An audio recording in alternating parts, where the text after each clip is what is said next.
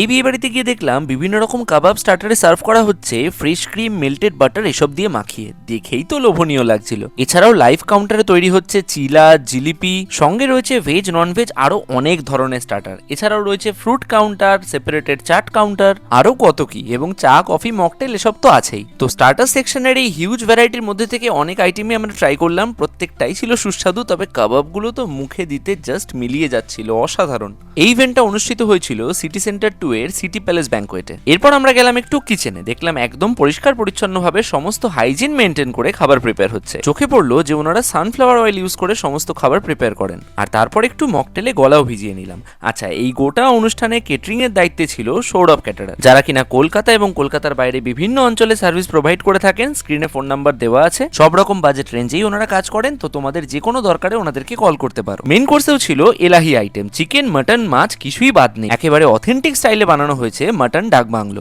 এবং মেন কোর্সেরও প্রত্যেকটা আইটেম ছিল এক সে বাড়কর এক। সৌরভ ক্যাটারারের সার্ভিস এবং ম্যানেজমেন্ট ওভারঅল সত্যিই দারুণ। এবার আমাদের কথা তোমাদের পুরোপুরি বিশ্বাস নাই হতে পারে, সেই জন্য একটা বড় ভিডিও জলদি আসছে, যেখানে আমরা এই ইভেন্টে উপস্থিত বেশ কিছু গেস্টদের থেকেও রিভিউ নিয়েছি, সেগুলো তোমাদের সাথে শেয়ার করব। আর যারা অলরেডি বুঝে গেছো যে এই খাবারগুলো কতটা টেস্টি ছিল, তারা নিজেদের যে কোনো ইভেন্টের জন্য ওনাদেরকে অবশ্যই যোগাযোগ করতে পারো। আজকের মতো তাহলে টাটা।